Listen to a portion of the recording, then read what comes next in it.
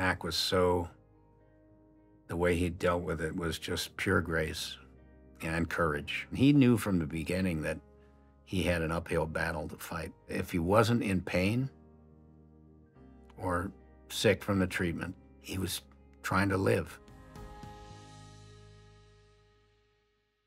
It was a tough period. My dad had a stroke. He was in the hospital for a month. I was in the hospital with him, intensive care for a month with my dad. And it was toward the end of 2016. Then, about a year and a half later, we find out my wife is diagnosed with stage 3 breast cancer. But then she had to go through chemo and radiation. She had to have 8 chemo treatments and 35 radiation treatments, like every day for 35 days on the radiation. Well, that first treatment just knocked her for a loop. I had to call the doctor because she was just, it was bad. And I called the doctor. He said, bring her to the ER right away. So we had to check her into the hospital after that first treatment. So I remember bringing her home from the hospital and sitting outside, and we were talking about, what we were going to do for the next treatment. And Mac had been having this pain in his tailbone. Moira had had some spine surgeries, and so we asked her spine doctor to look at Mac and, see if he could figure out why he was in pain. And he put him in the scanner, and that's when he called me. I'm sitting there with my wife talking about her chemo, and he calls me and tells me Mac has a tumor. He had been having this pain on and off for a while, and they thought it was due to a bicycle accident. Maybe it was a bruise that he had on his tailbone or a fracture or something. He had done an x-ray, but the x-ray didn't show anything. But when the doctor put him in the CT scanner, that showed up, and then he put him in the MRI machine, and that thing lit up, big like this. And I have pictures of it. It looks like a monster just grabbing my son's spine. And the doctor, who's an excellent spine surgeon and had become a friend because he had operated on my wife so many times, he said, I think this is something called chordoma. So when you get with chordoma, when you get there, you're dealing with an incurable cancer that's spreading. And it was uncharacteristic. It's usually a very slow growing tumor, right? This particular tumor that was on his sacrum could very possibly have been there since he was born. That long, growing for that long, over that long a period of time, to the point where he was feeling it, and it was uncomfortable to sit down. Within a month, Mac was in the operating room having that initial tumor removed. Mac had his tumor removed in September of 2018. Spring, I had a book come out in February of 2019, and I was on a book tour, and I was doing the mission of the Gary Sinise Foundation and all of that. Moira had a few treatments in 2019, early January, but she completed all of that. And then, thankfully, thank God that she was clear. That was a blessing because Mac was getting more challenging. I get a call that, we got to go in for a routine scan for Mac in May of 2019. And that's when they told us that it had come back and it was spreading. The doctor knew what he was going to tell us that day, the surgeon. All of a sudden, he left the room and he walked back in with an oncologist who he had called in advance and said, you need to come over because we're going to have to start treating this with drugs and radiation. And, but with this particular cancer, chordoma, there are no drugs. For the rest of 2019, he had that surgery. He was going through treatment, and you wouldn't have known, that he was going through all that by his attitude and the way he was dealing with it. But in early 2020, he was having a lot of pain. There were more tumors growing on his spine now in different places. So he had to have two major surgeries that year in 2020, one on his thoracic spine and one on his cervical spine. And each time they would fuse his spine. So Mac he had rods and screws holding him together from the top of his spine all the way down to the bottom of his thoracic spine. So he couldn't, he couldn't do any of this or anything. So he was kind of locked in.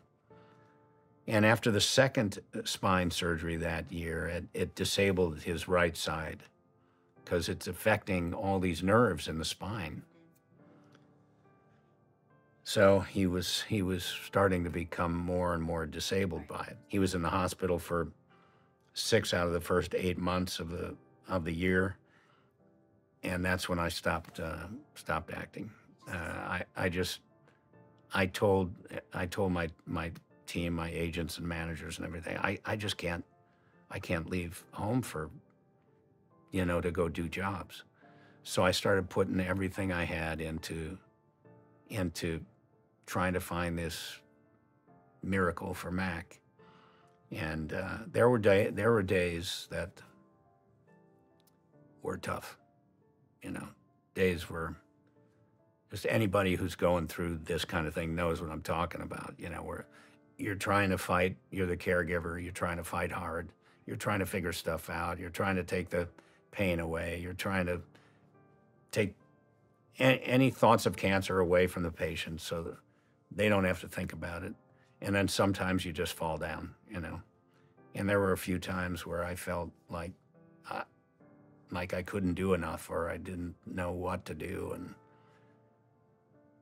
And then you just go through that moment and say a little prayer, get back up and go back into the fight. Eventually, we had to get a hospital bed at home. He was confined to a hospital bed in a wheelchair. He was paralyzed from the chest down. It really did damage. It damaged him, but his spirit was incredible throughout. I mean, I was so, we all were. I mean, our entire family were just so inspired by the way Mac dealt with everything. And you never heard him. There were so many things he couldn't do anymore, but he was always kind of looking to try to figure out what he could do. Mac he came to work for the foundation in 2017. He's a musician and composer and went to USC Music School and came out of school in 2014 and then did the touring thing. He was a great, great drummer, and he was playing with different bands and going on different tours overseas and around the country and trying to make his living playing drums. But he was also, somebody who wanted to write music and compose. And I kept trying to get him to stick his toe in the water at the Gary Sinise Foundation just to get off the road a little bit. I think being on the road was kind of tiring for him. He didn't enjoy it all that much. And so I encouraged him to come, even part-time. And he kind of started part-time at the Gary Sinise Foundation in the beginning. And within months, he wanted a full-time job. One of the jobs that he would have was kind of manager of the Education and Outreach Center. And I also encouraged him to write music for our videos because we have a video crew that's constantly making videos of the program so that our donors and people that support us can actually see what's going on. And then he got sick and had to step away from it. In early 2023, because we were so consumed with cancer fighting, Mac was just consumed with it, couldn't play anymore. His mom suggested, hey, he couldn't move his fingers on this hand, but he could move his arm up and down. He could move the fingers on his left hand, but there was a tumor over here that fractured his shoulder, so he couldn't do that. He couldn't move his arm up. So he had like one good arm, This one could go up and down, and the fingers on this one worked. So his mom suggested he get a harmonica. So he's teaching himself how to play harmonica. He's thinking about music a little bit more. He hadn't been thinking about it much because of the cancer. And he had a piece of music that he wrote at USC that he never finished. and he asked me if I thought some of my band members, who he was very good friends with a lot of my band. He was my number 2 drummer. If my guy couldn't be there, Danny Gottlieb.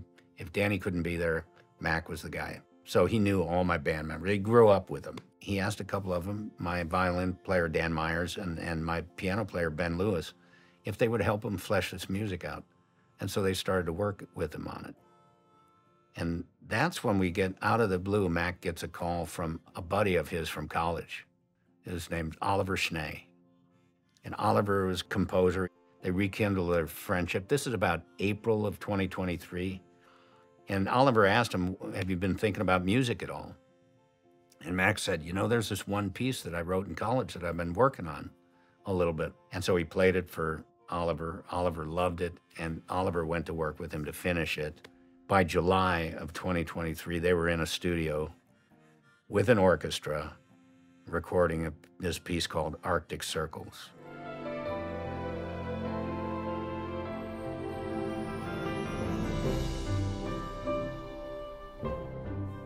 A very, very moving piece. And that's when I said, Mac, you'll have the orchestra there.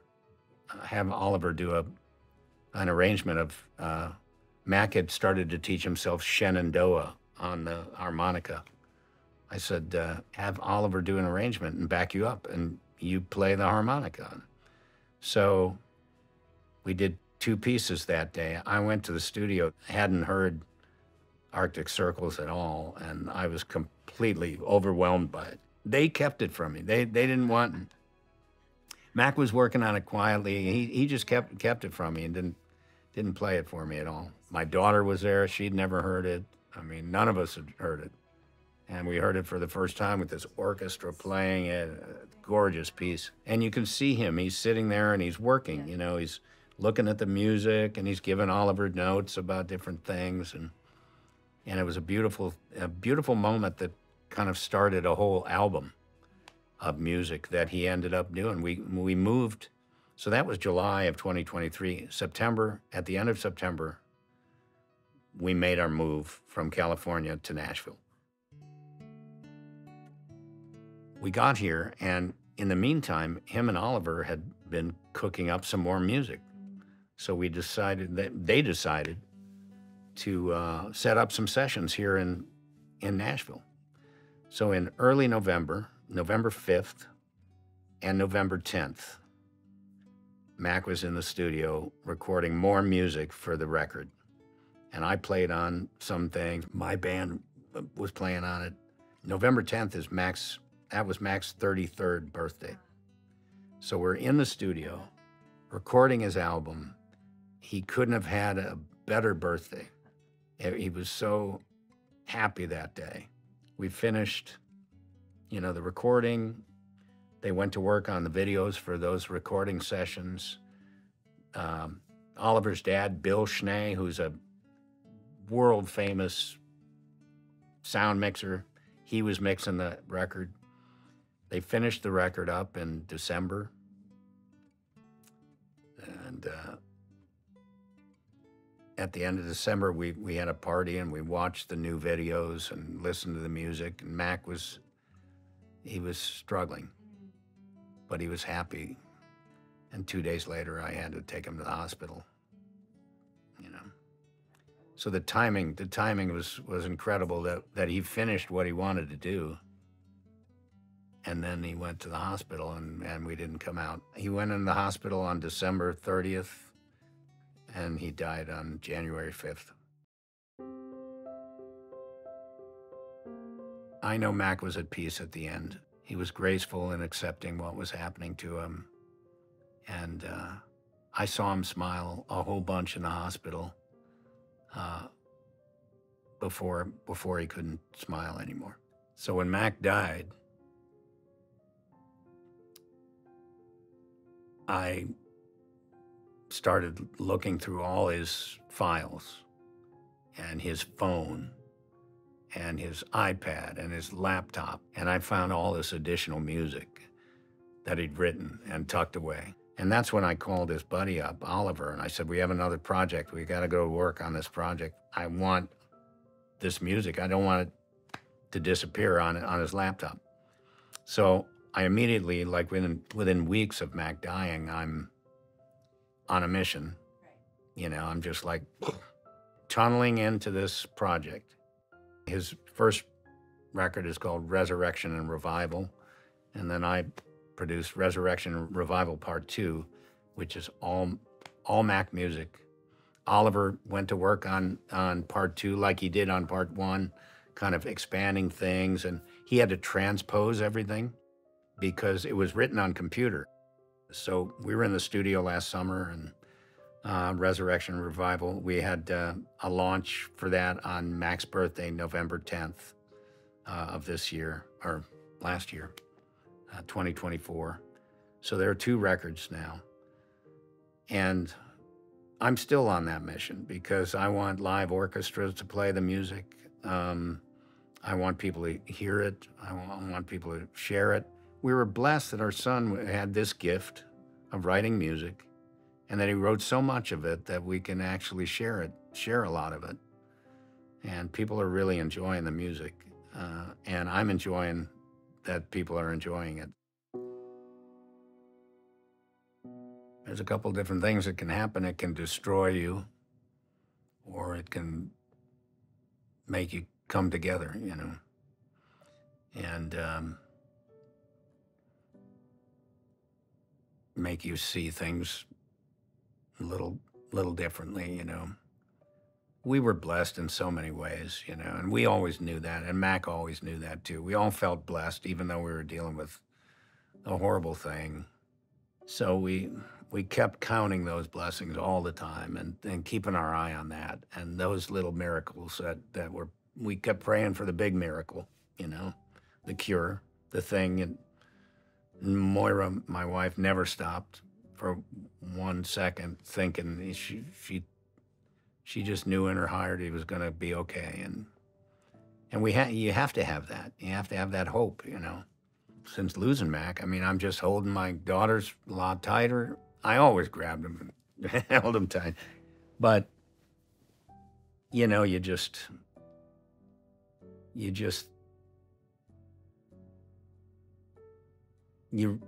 think about all those things that are really important, and you focus on that. And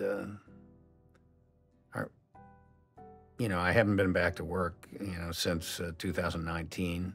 It's possible, you know, something may come along and it'll be right, but it's harder to leave home now, you know, for long periods of time, because I just want to be around the family. Now my daughters have kids, they're, you know, all this stuff. My wife can't travel, so just being away from home is not something I want to do that much. I go out and do my concerts for the troops and, you know, the events and things like that. And I'll tell you that the mission of the Gary Sinise Foundation and what we do here, it's all about helping people. That's it. I just, you know, I started the foundation to raise money to put it somewhere that would help the men and women who serve our country and their families and their kids and our first responders, all these people that sacrifice daily. And we benefit from all that because we're safe and secure, and, you know, somebody's got to do that work, you know. So continuing that mission throughout this cancer fight has been important. Mac never wanted me to stop doing that. My wife didn't want me to stop doing it. But I just couldn't go on those long overseas trips anymore. And, you know, I would go for 2 weeks at a time and stuff like that. Those, I just can't do that, you know, with the situation at home now.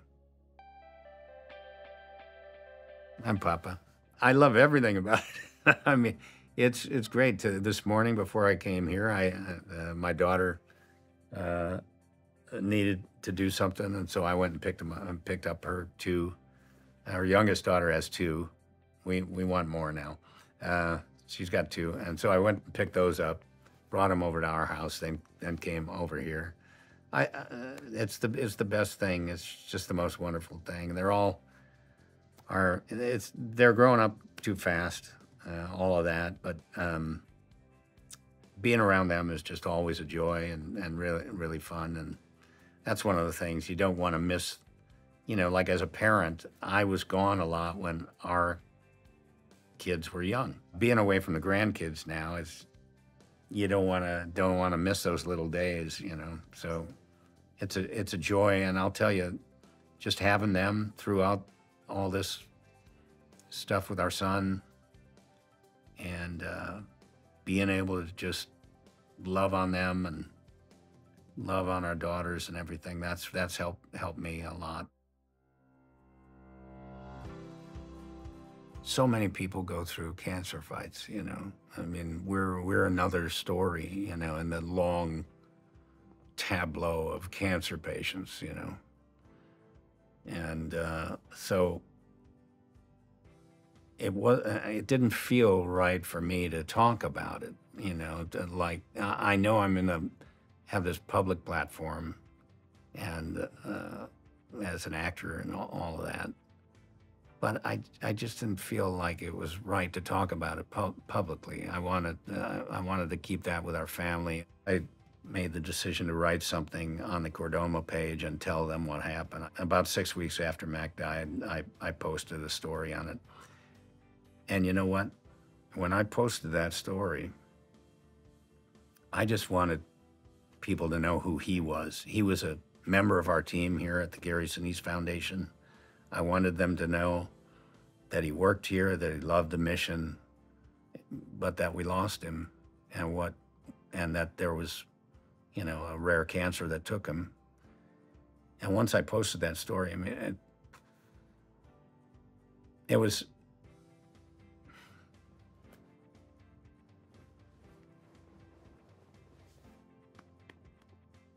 I can't tell you how moved I was by the response to that, because thousands and thousands, millions of people saw that story. It flew all over the place. And we started, I mean, the foundation started getting donations in Mac's honor, and the Chordoma Foundation started getting donations, and messages were pouring in. And it was helpful. I mean, just to know that people cared enough to do that, and the response was overwhelming, and I'll never forget that.